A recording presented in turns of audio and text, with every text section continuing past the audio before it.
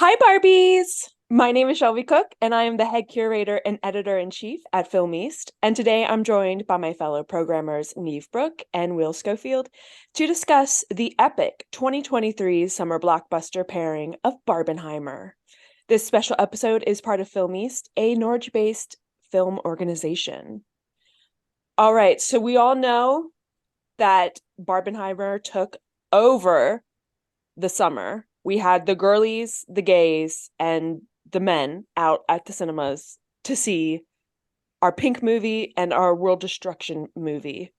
I think how we're going to kind of pair this conversation today is we're going to talk just very casually about both movies. We're not really going to have too much of a structure going on. But I think we're going to start with Barbie and then talk about Oppenheimer afterwards. So, um, obviously, besides it being a pink movie and we are a pink film organization, of course, we were going to rock that. What was everyone's kind of I want to start with initial thoughts of the movie and then what was your thoughts like after sitting on the film for a little bit?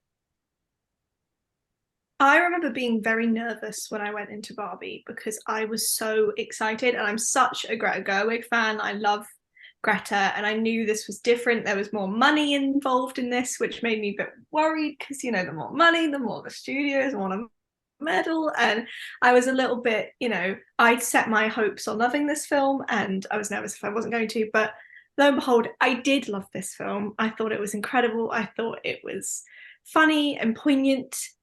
Do I think it's the greatest film ever made? No. Do I think it's a very funny film with a lot to say and a lot of positive messages? Yeah.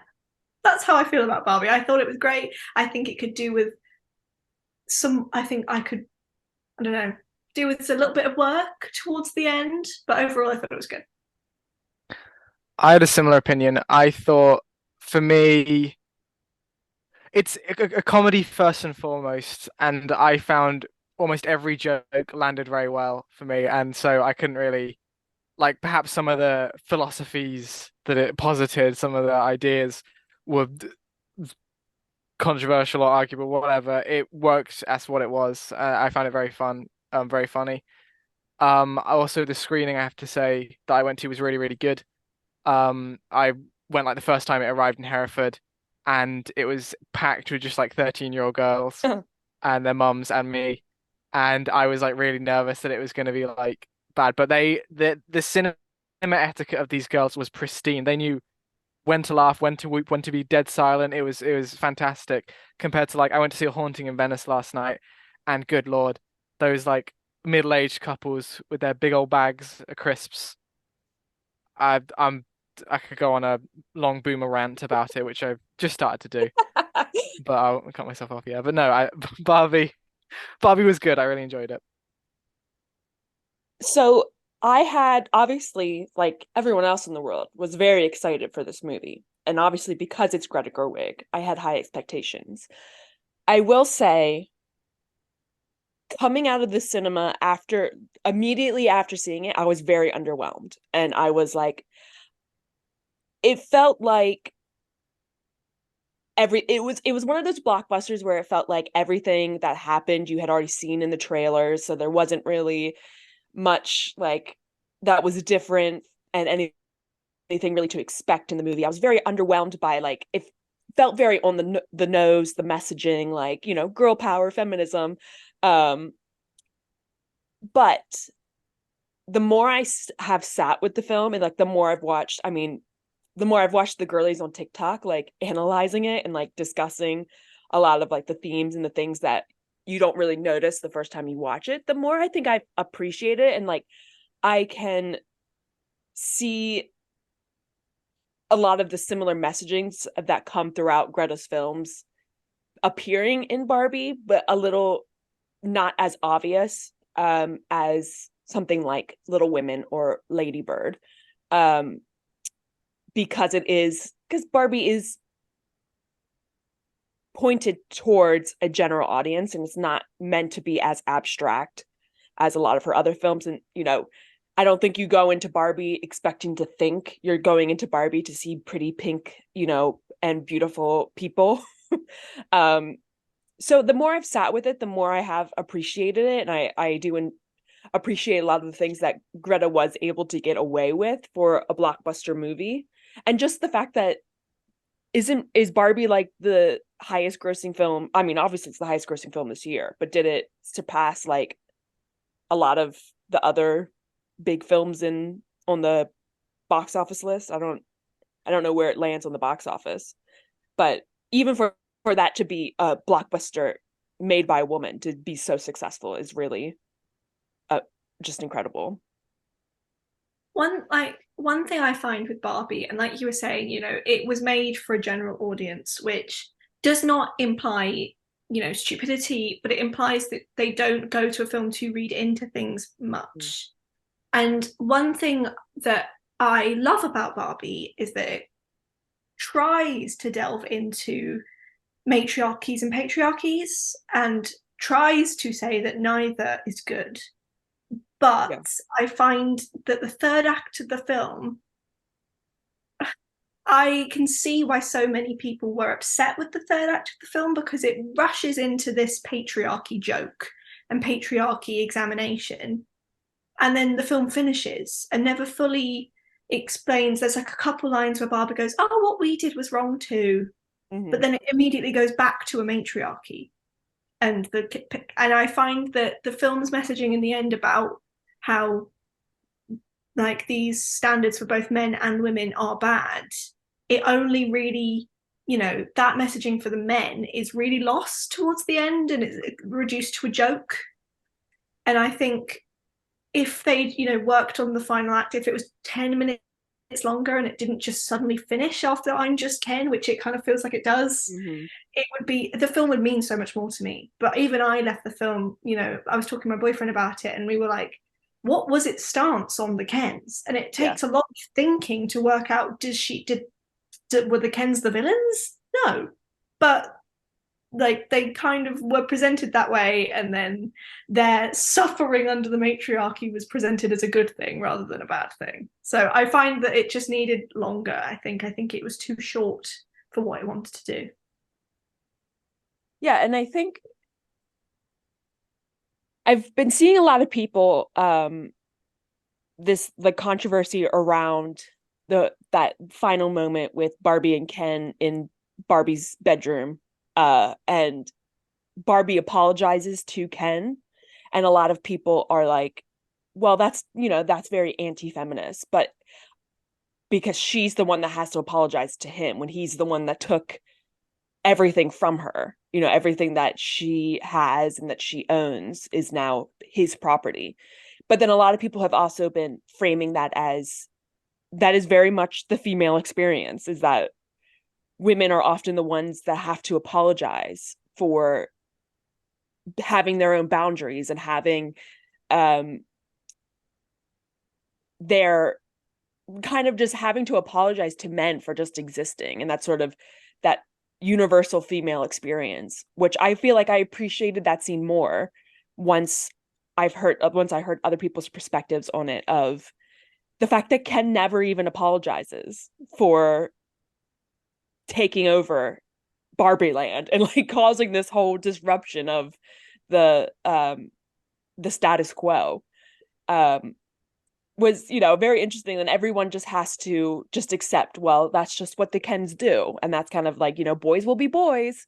That's that same sort of, but I do agree with you, Neva, that it does kind of like, it plays to the joke of the Barbies learn like, oh, we should allow the Kens to participate in our society and make it seem more equal for them, but really they're only getting a third of the roles in power, so that way the Barbies still have complete power. So it's still playing on that idea of, in our world, obviously the patriarchy is the one that has the most power, but we're going to make it seem like women are included now in our society because we're going to give them a little bit of space and have one or two women in government, so that way it feels like they're being involved in things, but they're really not. And so it is still playing on that idea. But I actually kind of liked that it didn't say either is good or bad. It doesn't like say, well, the matriarchy is the most, is what we need. And obviously it does present the Ken sort of as the villains. Um, but I think it kind of criticizes both perspectives of that, what feminism really is about equality, and it's about being equal with men. It's not about women being more better than men, or men being less than women. It's about finding that equal balance. I agree, and I think I mean, I like that it didn't take a stance, but I think it needed more time. Yeah.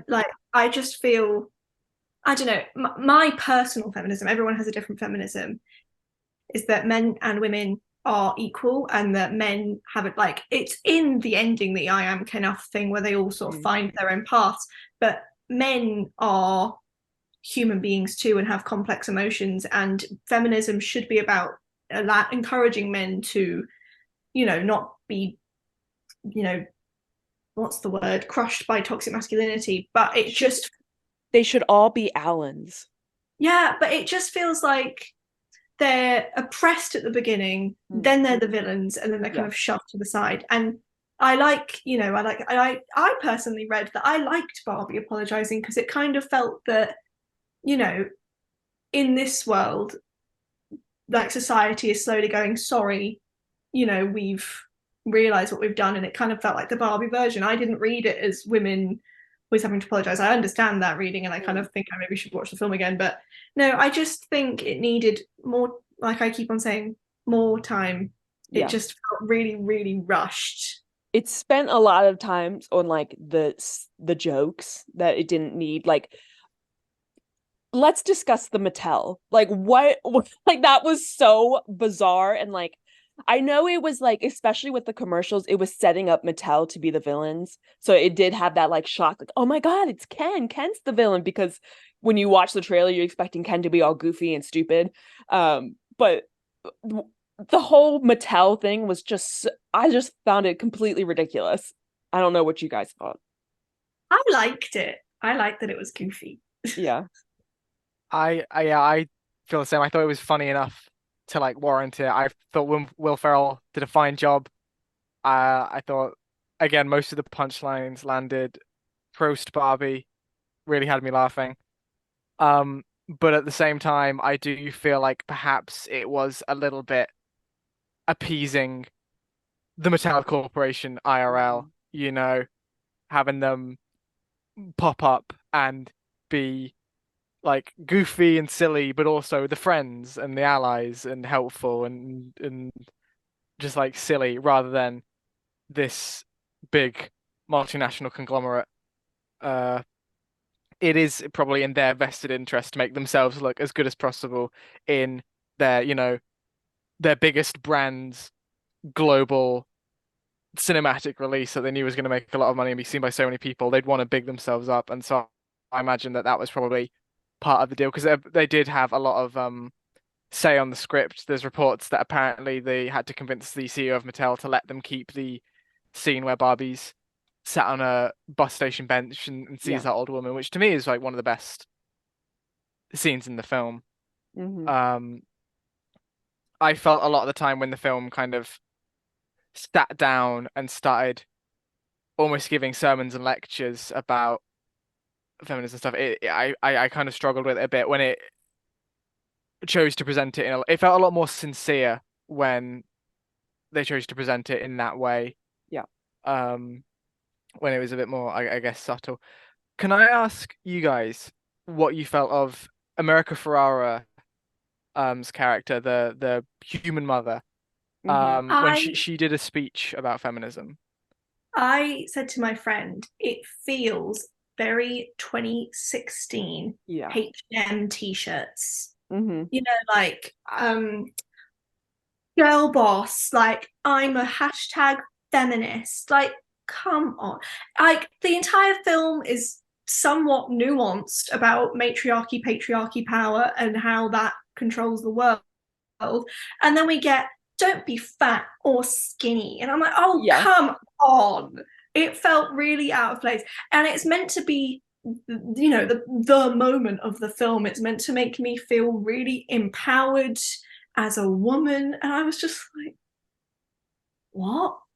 And loads of people loved it. Loads of people ate it up. And I personally just think it's quite cringe. You could have just said, anything or written it, not so that it was on a 13-year-old's t-shirt 10 years ago, but Well, see, that's where I think the film panders to its mainstream audience, where it has to be very straightforward. And you see that a lot with like blockbusters where the moral conflict is very much laid out for you. And there isn't a lot of, you don't have to think about, oh, what is this film saying like about feminism? Instead, I'm going to say it for you.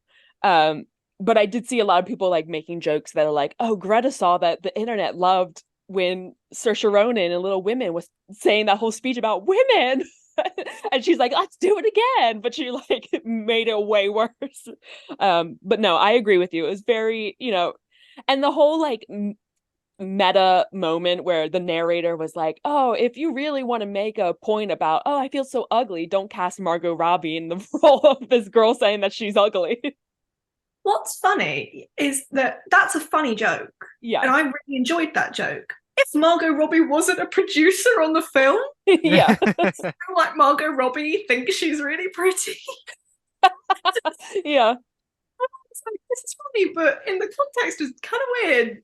But I think the best feminist parts and the parts where I felt most empowered was cellulite and Yeah. stuff like that. If there was more things about that, if Barbie had sat down in a bikini and had her fat roll, that's when I think we don't like, that's what we needed. And I'm glad that they had the cellulite Barbie because that made me giggle and made me feel, oh, that's clever. I like that. Or that whole depressed Barbie scene where it was like, have you watched Pride and Prejudice, the 2005 remake, over and over again? Like, and where everyone's like sitting in the audience, like, oh my God, I am depressed Barbie. Like that was good. Like that was very like on the moment of like, that is how like women deal with their emotions, and that is really how real women are. Will, as the token man of Film East, you're the only man in our group. How did you feel about the presentation of the Kens? Uh, I mean, I didn't really. I guess I didn't really look into it too much. I saw the film very much as it's not anti-men, it's anti-patriarchy. Yeah. As you guys have said, it's the Kens aren't inherently ontologically evil. They're just misguided by this new ideology of patriarchy that has come in much the same way the Barbies are. And I think that's a solid message to have because in many ways the patriarchy does victimize men, not as much as women, of course, but Mm. in notable ways. And so to take that stance of it's a difficult needle to thread of men aren't bad, but patriarchy is. And I do think it fell down a bit. I think when I was watching it, a lot of the time I would think that was a bit awkward, or the way they worded that was weird, or I'm not 100% sure what I meant to get from that scene. And what I'd always come back to is this is a movie for 13-year-old girls. Yeah. And so they're kind of trying to express these somewhat more complex issues to people that may not have a full grasp on it, especially without being too pessimistic. Um, but at the same time, there were certain scenes and events that would happen that would kind of be like, is it for 13-year-old girls? Some of the Mm. stuff that they're saying here seems a little bit too advanced, and it went beyond like a Shrek where there'd be stuff for the kids, but also stuff for grown-ups. Yeah. Sometimes it felt a little bit confused.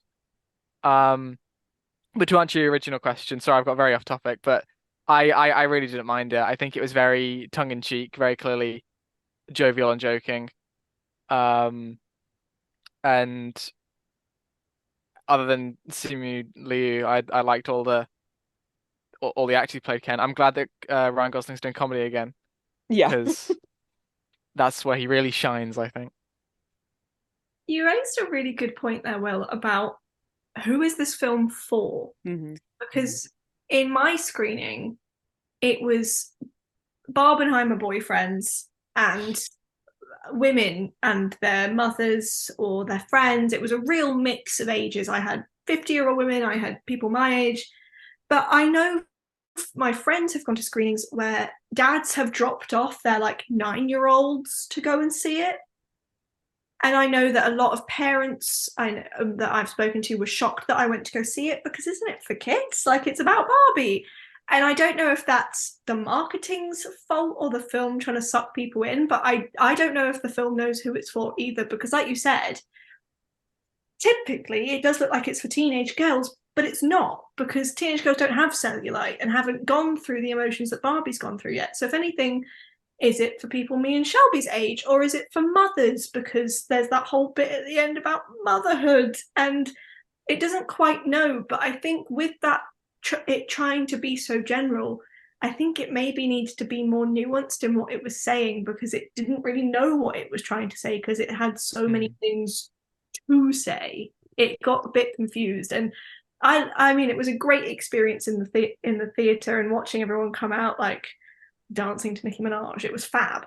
But I think it was one of those things that was like, who was it meant to resonate with? I know it's resonated with the entire world, but who did Greta write it for? Mm. And I think you are right. And I think it's also just the idea of Barbie is what makes people think it's for kids. Because Barbie is for kids. And obviously it has that whole 2001 like, so you're right, like it is kind of all over the place because it has all these references to like classic movies like 2001. Like who is going to get that reference other than film nerds like who are going to see a Greta Gerwig movie? Like, and then you're right, it has that whole segment about mothers at the end, which really like that didn't hit me at all. Like normally I was expecting to like lose my mind because I always cry during a Greta Gerwig movie. It always gets me. And like that was the big emotional punch at the end. And I was like, well, I'm not a mother, so like I don't like I don't get it. Like so like I didn't feel the emotional punch at the end. Whereas I think like obviously Greta's other films have been those coming of age for young adult women. But you're right. Like Barbie, it felt like it could have been for all women, of any age or any creed or any, whatever. Um, but yeah, it just didn't seem like it hit, and perhaps that's why I kind of left the theater thinking like, what was that? Like I was very underwhelmed because I wasn't sure what it was. I think, not to be too TMI, but personally, I don't think Barbie's now on video on demand. I'm not going to pay for it. Yeah. I'll wait for it to come on, natural streaming. But Barbie, I don't know if this is what it was designed for. I'll probably reach for Barbie when I'm on my period. It's one of those kind of films. Maybe that's who it was written for. Yeah. Menstruating women. So instead of watching the depressed Barbie watching 2005 remake of Pride and Prejudice, it's now the 2023 Barbie movie by Greta Gerwig. Give you a little serotonin boost. Yeah. Can we talk about, we only have a few minutes left on this segment. Can we talk about Alan? I loved Alan. And I think Alan was, in my mind, Alan was the representation of men that the movie was trying to get at, because he, even though he was very goofy and like, the Barbies were kind of pushing him around, but he was supporting the Barbies and also understood that what the Kens were doing was not right.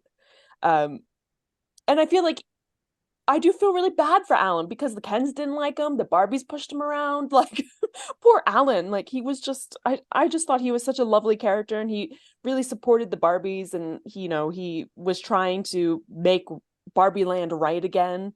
And he could see that what was happening wasn't right. Did anyone else have any thoughts on Alan? I Alan's a really interesting look, because I read Ken's, because I mean, it's just going to get back into, again, very early, like late teens feminism, but Barbie for a long time was kind of vilified for being this object of unnatural female beauty. You know, she was the anti-feminist because people didn't understand what she stood for, because you just see Barbie as a pretty leggy blonde with big boobs, you know, she's perfect woman. But now, after Barbie and people actually looking into it, you realize Barbie was designed to empower little girls, not to, you know, make them feel bad about themselves. But Ken was designed to be a fit lad for Barbie. He was never designed to be, so he was literally designed with toxic masculine traits in mind, and he wasn't really given any arc. And Alan was his sort of not ugly mate, but his mate. He wasn't designed to subscribe to those standards as much as Ken was. So that's why I think in the film, Alan doesn't have to subscribe to toxic masculinity, because he's not forced into that literal box. He can, you know, step away from it, whereas the Kens are literally victims of toxic masculinity, where they literally cannot escape the way they've been designed, and that's why the whole Kendom thing happens. So I think it's really interesting the way that they use the fact that he's not hypermasculine as a way of escaping the Kendom and the patriarchy, because the lack of hypermasculinity means that he can be free and live normally, with run wild with the Barbies.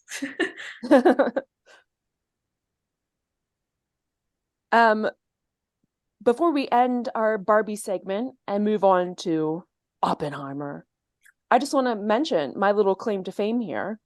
The woman that's at the bus stop that sits with Barbie, and Barbie, you know, that very beautiful moment where Barbie's like, "You're beautiful," and she's like, "I know."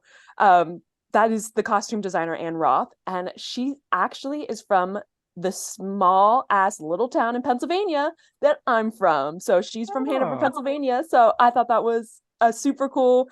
Once the movie came out, and everyone was like on the Hanover like page, like Hanover town, like it's literally the stupidest town in the world. They're like, "Oh my god, the woman in the Barbie movie is from Hanover." We're like, yes, finally something other than pretzels.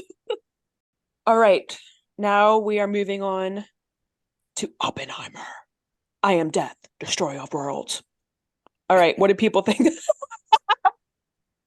I had to put that in there. That's just so iconic. Have you watched the video of like the real Oppenheimer saying that? Like, it's kind of creepy. No, it's really spooky. My knowledge of Oppenheimer is Oppenheimer. Yeah, the movie, whatever happened to the movie is not in real life. Changing gears here a bit from pink bubbly to destroying the world. Personally, I thought, I'm going to start with the good and end with the bad. I think the bomb scene in Oppenheimer is quite possibly up there with one of my like top 5 experiences in the cinema ever. Like, my boyfriend said that I was physically on the edge of my seat, gripping onto him. Like, I was that tense. Like, it was stressful. The sound design, everything about that scene was incredible, and I loved that scene. The rest of it thought was incredibly dull, and I actually fell asleep in the final half an hour. Oh no. So that's just me. I am not the target audience for Oppenheimer. Yeah. I went because it was Christopher Nolan, but I think it was an hour too long. It focused on the wrong part of the story, and I still don't have a freaking clue who Robert Downey Jr. played or what that was all about. Anything in black and white? Okay. No idea. Yes. Okay. Before we let Will speak, Will is the Oppenheimer head, as he has called himself.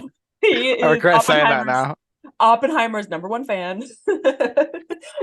Everything he did, you know, was amazing. Changed the game. I agree with you, Neve. I didn't think it was dull, and I didn't fall asleep. I was captivated by it. I think the scene where he is in the room with all the people who are working on it, and he's announcing that the bomb went off in Japan and like the war's over, whatever. I think that was such a powerful scene, when in between like that juxtaposition of his internal crisis of what has just happened and what he has just done, versus what he was projecting out for all these people of this like calm exterior and like, oh, be proud of your country, versus knowing what actually happened to these people. I think that was a really, really powerful scene. I but I completely agree with you. I think there was too many, it was too much going on. It was too much story. It felt like a bunch of different films mashed together. I think the all of the business, as much as I love Florence Pugh, I I adore that woman. I don't think her character was necessary in the story at all. I think all of that, All her boobs. yes, exactly. It was, oh, that whole scene. Oh, and that scene that when they're sitting in the conference room and Florence Pugh is just like full ass naked on Cillian Murphy for like no reason other than the male gaze. It was just, oh, it was so nasty. It just creeped me out. But I don't think any of that was necessary for the story. I think I I did enjoy like the interrogating him and like that sort of like, but I think the bit with Robert Downey Jr., I agree with you, like the more I think about it, I did enjoy that storyline, and once Will kind of explained it more to me, like I did. Will mansplained Oppenheimer to me. Okay, be so for Mm. real. Once he kind of explained it more to me, I did appreciate it more. But it was too much. It was too much going on. It it like the whole scenes when they're building the town and they're getting ready to build the bomb and all that. It felt like, I mean, I'm sure all of you have seen the Imitation Game. It Mm. felt exactly Mm. like that. Like it had that same energy, that same vibe, and it just felt like a classic World War II costume drama. And then all of a sudden, it like would switch to these black and white moments that didn't make any sense to me. Like I didn't get it. Like why was one scene that was in black and white, and then 10 minutes later, when they go back to the same exact scene, it was in color? Like I didn't get it, and I didn't know what was going on. And I do agree, like the CGI of the bomb and everything and all that was like really great, but it was too much. All right, Will, say your piece. I Bomb. Sorry. I'm not a Christopher Nolan fan. I like The Dark Knight, Inception and Memento are okay. Interstellar, Dunkirk, The Prestige, uh, there are the other Batman mid. I hate Tenet. I thought it was awful. All in all, I'd say his filmography weak. I loved this movie. I thought it was so good. I thought it was brilliant. I was hooked the entire time. I was a history student at uni. Cold War was kind of my interest. So I generally knew the gist of Oppenheimer. I knew who he was. I knew kind of the generalities of his life. I knew about Gene Tatlock and the HUAC and the history of the atomic bomb. And perhaps that kind of framework already being in place helped a lot in kind of understanding the story. Because you're right, it was very, he does that thing that he loves doing with like the time twisty back and forth. You're here, you're there, and you kind of got to piece it together as you go. And it can get incredibly frustrating. I felt a big part of the reason I hated Tenet is it felt like it was complete style over substance when he did that. It because once you actually put it in place and you viewed the story as a whole, it was like, oh, okay, it's not that interesting outside of that. But for me, I felt the disparateness really worked in it being a biography of this man. To me, I think you might have said in interviews, the black and white to color, the color sequences were kind of from Oppenheimer's perspective, whereas the black and white ones were from the other character's perspective of him. And so it would reframe certain scenes. A good example is when he's doing some committee meeting about isotopes, Mm-hmm. and we first see it from Oppenheimer's perspective at the beginning in color, and he makes some like insulting joke towards Robert Downey Jr.'s character, and Robert Downey Jr. kind of laughs it off. And at the end of the movie, we see the same scene again in black and white. Only this time, we see Robert Downey Jr. didn't actually laugh it off. He took a massive offense to it. Mm-hmm. Um, and it kind of uses that throughout the film to raise questions of objectivity, which I think is a really important question that needs to be brought up when you're trying to do a historical biography. Mhm. Um, and I thought the way that Nolan used that technique, kind of for a point this time, was good. I thought the way he kind of threaded the needle, um, in terms of the morals, because it's a very morally complex topic, the atomic bombings and stuff. I think they were bad personally. I think they were, unnecessary act of war against innocent civilians, which is a stance that Oppenheimer took. But of course, then there's the question of, well, he knew that it would be that from the beginning.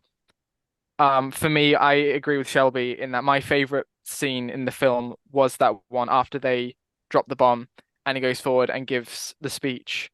Um, but the factor of that scene that really made me go from just like liking this film to loving it is there's a specific moment in that scene where he's imagining the bomb dropping, Mm. and one thing he sees is a young girl with her skin melting off, and that girl is played by one of Christopher Nolan's daughters. And thought that was learning that fact. It seemed like such a powerful image that the director is trying to quantify the most horrific concept he can imagine, and he visualizes that by showing the most personally horrific thing he can conceptualize, his children burning to death, burning alive. Um, and I felt there was a lot of kind of almost personal touches in that, a lot of kind of director's voice that appeared throughout that I think really put it a step above a lot of other historical films and biographies that I've or biopics that I've seen. Um, it wasn't a complete adoration of Oppenheimer. It wasn't a condemnation. It was kind of a comment by Nolan, having read a lot about him and kind of giving his position on it, I guess. That's kind of how I read it, and I thought that was really interesting. Toby, can I ask you a question? Yeah. Do they teach about Oppenheimer in American schools? I never heard the name Oppenheimer until this movie came out. Because I don't know, the way you explained the film then, Will, made it Mansplained. sound beautiful. Yeah. Like, it made me Oh. feel like, like, wow, what a good film. I should watch that. But I have watched it. And I don't know, biopics, they're a very complex thing because how much do you pander to a general audience? It's the Barbie debate all over again. Christopher Nolan is less general than Barbie. He doesn't make films, it's not Avatar, is it? It is a Nolan film, but Nolan does have the budget and they are, more general audiences do go and see them. It's not, it's not an art house film. So I had no idea who Oppenheimer was. My only knowledge of Oppenheimer is from the trailers of the film prior to going into this. I had no clue. And I feel like historically, or like the facts about him, we spent a lot of time at uni fannying around, which apparently Oppenheimer's relatives have said is frankly not true, that he tried to poison someone. Yeah. Just not even a fact, just a lie. That was like so random. Like, why are you going to include that? We had 20 minutes of him, Kenneth Branagh, doing yet another silly Nolan accent. And then we just, all the bits that feel like the historical bits of a biopic that feel important to me as a British person who British people are obsessed with World War II. We are taught about World War II since the day we were born. Every single TV show has a World War II episode. We love That's World because War II. we won, baby. Woo!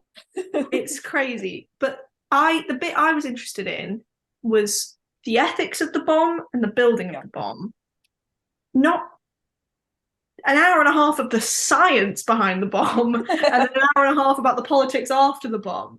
It just feels like the two bits that felt gripping and that a general audience who had no knowledge was craving for, I didn't get. So I know the film wasn't made for me, but I just felt stupid afterwards, which is after watching 2.5 hours of a film, I should at least have learned something. But all I knew is that he had an affair, he was a communist, and he built a bomb. That's all I know about Oppenheimer. I think going back to your point about I mean Americans love World War II too. Like that is like if you are an old man, like that is your special interest. And like you Americans love World War II too because we won it. And we dropped the bomb, you know, so like of course blame those Japanese people because they bombed us, so we are gonna literally blow up entire cities. Like we're gonna blow them up even more. But you're right, we don't in this is why I think these type of movies I can appreciate I can appreciate them being blockbusters, these type of historical movies, because and this might be leading a bit more into like liberalism and liberal politics, but whatever. Um, because it gets people out to watch these movies, right? So these are blockbuster movies that people are going to go see. There's a lot of marketing around them. There's a lot of hype around them. Christopher Nolan is a very well-known name, even for people who don't enjoy films. The political scenes in terms of Oppenheimer's moral dilemma about dropping the bomb, and particularly when he goes and sees Truman, and Truman said, you know, he's trying to confess to Truman that he feels really guilty about killing civilians and blowing up these entire towns with no warning or any sort of like any reason because the war was over. Um, and Truman is just like, oh, this isn't about you. This is about me. This is about my legacy. And I'm the one that just won the war. I'm the one that people are going to say, he was so brave for taking out those Japanese people because they blew up Pearl Harbor. And now he's going to have that legacy of being the greatest president because he took a stance and did it for America. And I think showing that perspective is so important for people to see how messed up politics are, and particularly dealing with the Lewis Strauss and the investigations into Oppenheimer and how it was so petty. The whole reason why he was bringing all of this against him was just pettiness because he didn't like that Oppenheimer went against him and you know embarrassed him in front of Congress or whatever it was. So this whole demeaning of this man and like completely trying to rewrite history was just out of pettiness. And it's so important for people to see this, that like, because I think particularly with Americans, they think, I mean, maybe not so much now. I think people are becoming more aware of how messed up the government is and how stupid the government is. And there's, you know, career politicians, but there's still those fractions of people. Like when I went to go see Oppenheimer, it was the entire cinema was filled with boomers and, you know, older people who are obsessed with World War II and think that America is the greatest country on the planet and think that Americans can do no wrong and that they won the war and that they were in the right for dropping the bomb. And I would hope that some of those people leaving the cinema after watching this would be able to see this perspective of, you know, it wasn't an act of national pride. We shouldn't take pride in dropping a bomb on these people. You know, we should have this moral qualm of like, all of these people got murdered. And like you said, Will, this, you know, that whole scene of like, this is the worst thing that could happen to someone. And then having the aftermath of all the politics and just completely like, you know, when they don't feel like they were in the wrong for dropping the bomb. It wasn't it was the witch hunt on Oppenheimer afterwards wasn't because these people felt bad about killing all these people in Japan. They did it out of being petty. And I want to advance my career, and it's career politicians. And so I would hope that people would leave these films and like actually see, oh wow, this is, you know, this is the perspective of history that we don't really hear that often. We don't learn about in school because America's the greatest country in the world and we are Americans. And it was a great feat. Yeah, it was a great feat of science. And I think that is what it was trying to show in terms of like how the scenes of when they were building the bomb, it felt like a very traditional biopic, and it had like sort of that optimism about it, and that optimism of like a World War II type of war film, like The Imitation Game, where The Imitation Game was like very optimistic because they're building this machine that's going to stop the Nazis.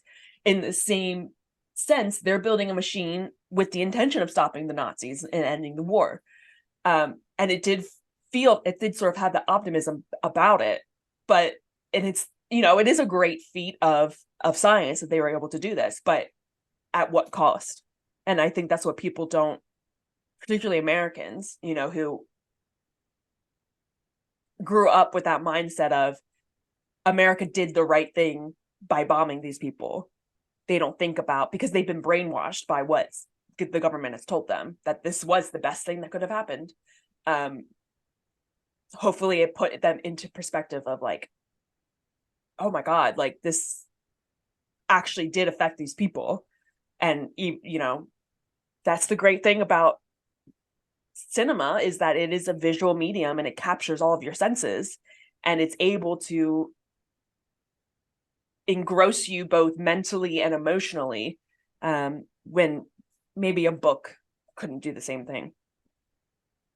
I Anyways, very I'll much get agree. off my high horse of I hate America. I very much agree with all of that, and I think that's part of the reason why I really, really love the ending as well, like the final scene. Um, because I think it would be very, very easy for them to, having shown all of the drama and the feuds and the suspense and the interpersonal, like it's an amazing story. It's very historically accurate, to my understanding. It would be very easy to have presented all of that and have people come away and be like, "Wow, what a crazy tale that was! What a strange history that must have been," and kind of just move on and not think about it again, and not recognize that this is real and all of these events have major impacts on Mm-hmm. today. And I think that's why the final scenes and the final few shots were so intense and uh harrowing, basically depicting the end of the world, a very likely future, and the end of the world by nuclear weapons. Um, and the idea that this, making it clear that this stuff, these events, they're not history. They're not just the past. They're not just an interesting tale. They have had infinite an infinite amount of ramifications on the current historical, political, sociological climate of the world, and will continue into the future. The mere existence of any nuclear weapon on the planet gives the potential for the end of the world at any moment. And I think that was a very I think they handled that reality and making that clear to the audience very well. Um, I also want to point out a scene that I really, really liked was when, after uh his ex, Jean Tatlock, died. First of all, did you notice the hand on her head? Yeah, I did see that. Yeah, that's a reference to a theory that she was assassinated by the FBI. Mm-hmm. And that was a fun little detail. But um, I really like the scene after that when he's having a panic attack about it, and he's like sat by a rock, and his wife comes over and he starts like crying about it, and she slaps him across the face and says, "You don't get to you don't get to do the thing and then be sad about it and expect people to pity you for it. You can do it and then feel confident in your choices, or you can not do it and feel safe, but you can't have it both." And for me, that was kind of, I mean, that was kind of the thesis statement of the movie. That was kind of the thesis statement of his life. You know, he did all these horrific things and then either tried to make up for it, or as Truman saw it, tried to just go around gaining sympathy for it. Mm-hmm. Um, and I liked that it kind of, even though it did very much frame him as the protagonist, it did at least attempt to make steps of saying, but don't forget the stuff he's done. Don't forget that he is not necessarily a great guy. I don't know whether it necessarily succeeded. I think it did, as with any biopic, show him in a very overly positive light, but I appreciate that those kind of attempts were made to an extent.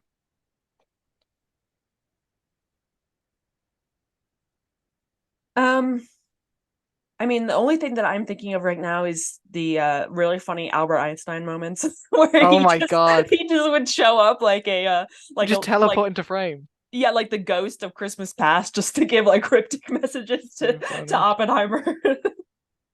And I that, love oh him. my gosh, and that really goofy, like when his hat blows off, it's like, whoa. Yeah. And then like the stupid Strauss guy's like, they're talking about me. Like, God, get over yourself. Like, oh, just thought It that was felt like, like I just it, hated those characters. Like they were just so annoying, oh, especially that you stuff hated that him. Oh, Robert. No, I didn't hate Einstein, but Robert Downey Jr.'s okay, a character is few. just so annoying. Like, get a grip. Yeah. I'm glad that he's doing like I feel like this is the first thing that I know since Marvel that has been good. I mean, maybe he's been in something else, but as far as I'm aware, it was Hey, Marvel then Doolittle Doolittle. was a masterpiece. What are you Doolittle talking was about? how could I have besmirched the great ape speaker Doolittle? Like, goodness gracious, Robert. Um, I mean, I think we hit on most of the points. Does anyone else have anything to say about the except for the very scary Remy Malik jump scares that keep showing up in movies? Like that's his thing now. He's like, I have an Oscar now. I'm just going to like be in the most random movies and just appear just to scare people. He's just like there with his big ass eyes. I had a similar feeling. And it actually did take me out of the scene a couple times. During the bomb scene, Josh Peck has a very large role in the scene. Mhm. King Josh from Drake Josh and Josh. And I've not seen him in anything but Drake and Josh. And for him to rant, and Roderick from Diary of a Wimpy Kid. Yeah. Uh-huh.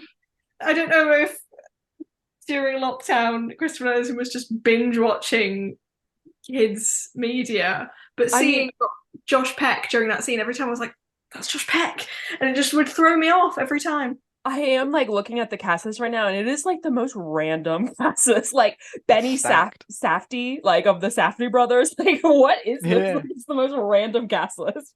Doing the weirdest fake accent. Casey Affleck was the one that got me when you saw the back of his head for ages and you turned around and it was like, ooh, didn't didn't expect him. Can I quickly throw in, this is going back to Barbie, can I throw in my Barbie as a Christ allegory theory? Well, that's what we're all here for. We want to hear that. Okay. So it's a story about Barbie. She's born and exists in paradise, a place separate from the real world, an idealized version. Um, and it has untenable links to the real world and the passion, and the paradise. One day she discovers that there is too much pain and suffering and darkness in the real world, and so she's sent down, takes a human air quotes form, and begins spreading her message of peace and love. There's a lot of people who don't want to hear it. There's a lot of people who don't accept it very well. She meets a lot of backlash. She begins to question herself, gains frustration, but she also gains followers in the mother and daughter, and begins to make progress until she's betrayed by her most ardent follower, Ken.